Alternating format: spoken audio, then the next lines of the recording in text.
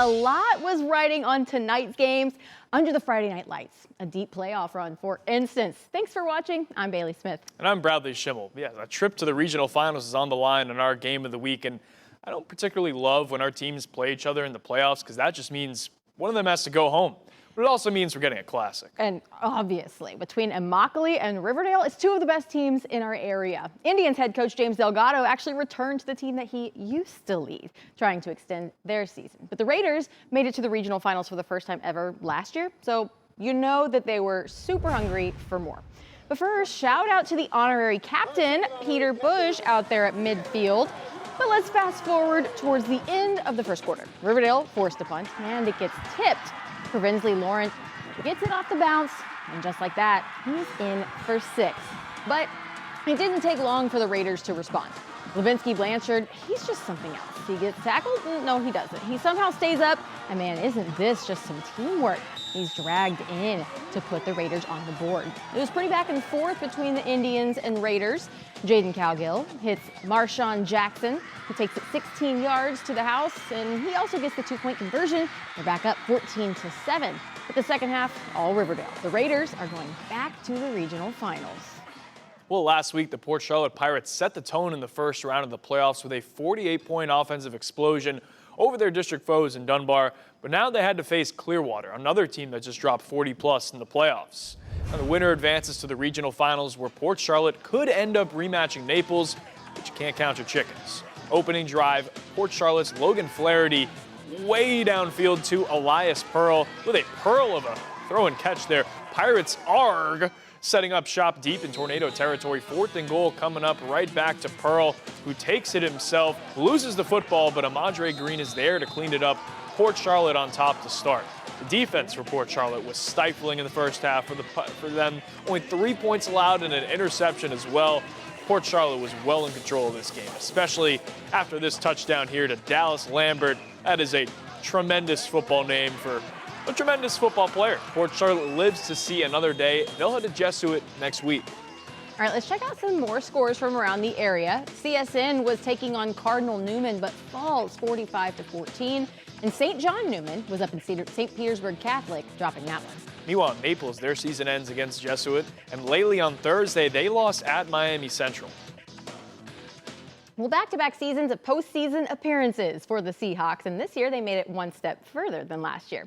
Cape Coral was hosting Manatee in the regional semifinals, and that coveted final spot was on the line. But whoever wins this one would be taking on Riverdale next week.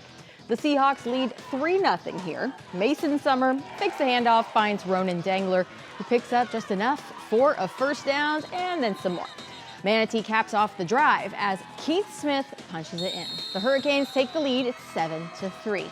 Cape goes 3 and out, so Manatee is in the red zone again. Keith Smith scores his second rushing touchdown of the first quarter, this one from 4 yards out. Well, Cape Coral was starting to chip away at the deficit a little bit in the second quarter. Caleb Cobb finds pay dirt to make this one 21-9. The Hurricanes just kept pulling away. They got the 55-29 win, and they'll head to take on Riverdale in the regional finals for back-to-back years. Let's take things down to 2A now. Bishop Verot, they had a huge upset win last week over Calvary Christian, but they'll need some more of that same magic as they face Cardinal Mooney. Now, this is the second time these two will face each other, with the Cougars owning the Vikings the first time around. But again, do not count your chickens. Bishop Verot, they played very well to start this one off. Now, Eli Cochran, he takes this pass here, intercepted by him. And then just a few plays later for Bishop Verot, Deshaun Jenkins Jr. seizing the moment. There he goes, 80 yards to the crib, all the way down the field for a touchdown, the first lead of the game. But then Cardinal Mooney, they kind of came right back here. Connell Jackson takes the handoff, just sliding off defenders, slippery, and he finds his way into the end zone for 6. And then on their next offensive possession, Jackson would score again to increase the Cardinal Mooney lead. Bishop's season has come to a close. They'll be back next year with a vengeance. Again, I love when our teams win in advance, but it makes me sad when we do see some of our teams in their season, especially earlier than we kind of expected to or wanted to. We entered today with 9 teams. Yeah. Now we're like down to, what, 2 or 3? We'll find out tomorrow with Oasis, but. Yeah. Let's take a look at who is still hanging around. Oasis, like you said, waiting to play its regional semifinals game on Saturday, taking on North Miami Beach. And then next Friday, Port Charlotte, they're going to face Jesuit, while Riverdale will host Manatee. So really looking forward to these games. Riverdale, of course, has been tremendous all season. And that's also, like you said, back-to-back years of playing those two teams against each other. But it's been a week since we told you longtime Fort Myers head coach Sammy Sirianni is retiring at the end of the school year. But tonight, he's telling us why now. I talked to him about what it means to step away from the program his family helped build decades ago. Fort Myers High School, the name Sirianni isn't just part of the football program, it is the program. For more than 50 years, a Sirianni has stood on the Green Wave's sideline. And for the first time since the late 1960s, that era is nearing its finish. It's difficult when you do this your whole life. I'm resigned to the fact. I'm good with it, so it's time. Head coach Sammy Sirianni had already planned to retire after this school year, but a stroke in early September forced him off the field early. He says he's recovering well, but watching from the outside made the scope of his family's run even clearer. The first night, unfortunately, that I couldn't coach, when you put in perspective, it was 57 years that it was either my dad or me on that sideline. He grew up on this field, literally, following his father, the late Sam Sirianni Sr., whose name still covers this stadium. I really was a water boy at 5 years old, so all but 5 years of my life I've been here in some capacity. That influence extended through generations, including interim head coach Chad Terrell, who played for both Siriannis. Coach Sammy and his dad have kind of been a big instrument in my life and how, where I've become as a man, and I owe a lot to those guys. Inside the school, his presence has meant just as much. There's few people that, when you get in a room and someone talks, everyone listens. I'm grateful that I got to learn from him and call him a friend. For Sirianni, the lasting impact is not just the wins. It's the relationships and the players he's watched grow.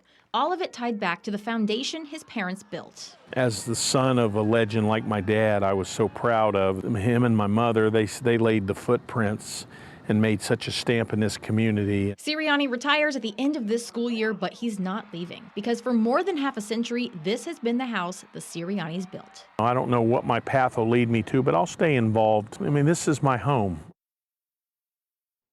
Well, we just love him so much, and we just really wish him well. But we have some other people we want to wish well. Yes. With our teams dwindling down, we're running out of Players of the Week awards to hand out, so we got one now. Yes, pretty soon we'll be revealing our Player of the Year. But first, let's take a look back at our winners from this first week of the playoffs. You heard that correctly. Winners. For the first time this season, we had co-players of the week, and for the first time, we had a freshman take home the honor. Oh. We'll start in Cape Coral, with quarterback Derek Hooker, and the Seahawks trailed 21-7 at the half. In the blink of an eye, they scored 28 unanswered and came back to move on in a game for the ages. All right, but again, he said there's two. So St. John Newman running back Luvens Bazile, only 14 years old, but he doesn't really play like it. 4 touchdowns for the youngster. Outstanding stuff from both of these winners. Very grateful. All the hard work I put in, it's paying off, and I want to thank everybody that voted for me. And it's a great feeling. Yeah, I mean, he's a great quarterback. He obviously has a big arm. He's a leader on the team, and he has something about him in the game where he's gutsy, man. He's going to try to make the throw. Yeah, I want to thank my O-line. With all my teammates, I couldn't do it. All the off-season work that we put in on the team, it has come together. We're just going to keep getting better and better. Just a unique talent. He's got a vivacious, infectious personality. He's got a great smile to him, comes in, works hard every day. Obviously, he's tremendously gifted. He's got a great physical skill set, and I think for him, the sky's the limit. Congratulations to these two great players on this tremendous achievement. And didn't they have like a ton of votes? Yeah, the margin was really slim. They Yeah. both had well over 5,000. So Wow, that's amazing. it was a whole lot of fun. Getting up to 9 a.m. there, or 8:59, we were refresh. Wow. I didn't know where I was headed, but I decided they both deserve They it. both deserve it. Well, it simply wouldn't be a Gulf Coast Gridiron without our plays of the week that we like the most. So let's go ahead and get to those. I'll go first. Mine came from tonight's game of the week. You saw it just a couple minutes ago. Man, Levinsky Blanchard, I don't know how he stayed up on that one. And then, I mean, you got friends for a reason, right? Weight room, in for 6. That was incredible. I love that one. Yeah, he really reminds you of Josh Jacobs, the way the team really just revolves around him. But my play was Elijah Pearl with a pearl of a catch, full extension. Port Charlotte's always really fun to watch because, I do the arg and then the pirate noises and all that. But seriously, they make plays like this. The receiver core as a whole are really talented. Their quarterback, Logan Flaherty's talented. You get to watch them another week. Hopefully they keep making plays like that. I'm sure they will. Exactly. If you notice, our 2 plays of the week are coming from the 2 teams that are still alive. And we still have one more that we'll find out. We'll see. We'll keep you posted what happens there. But as of now, we apparently have only gone from 9 to 2. To 3 right now because Oasis is still alive. So, man, yeah, that game will be tomorrow, Saturday night in North Miami Beach. 305, dale. We will have those results tomorrow night at 11 o'clock. And we will have your nominees for Player of the Week. Yes, we will have that. And then it's going to be Player of the Year time. Exactly. We don't have really many teams, so this will be the last full Player of the Week, and then it'll be Player of the Year. So you'll hear more about that as details emerge. Well, thank you so much for staying up late with us. It has been one heck of a year, and these playoffs, they're just more fun and more fun each week. Yes, it's been a whole lot of fun, and like I said, there'll be some teams back with a vengeance. So we'll see how those kids, all the juniors, sophomores, freshmen, how they kind of take this off season and hit the bench press and get ready for next year. That's how it looks. Off season's gonna fly by. We're gonna be right back here. So yeah. football soon. Again, thanks so much for staying up with us. Have a good night.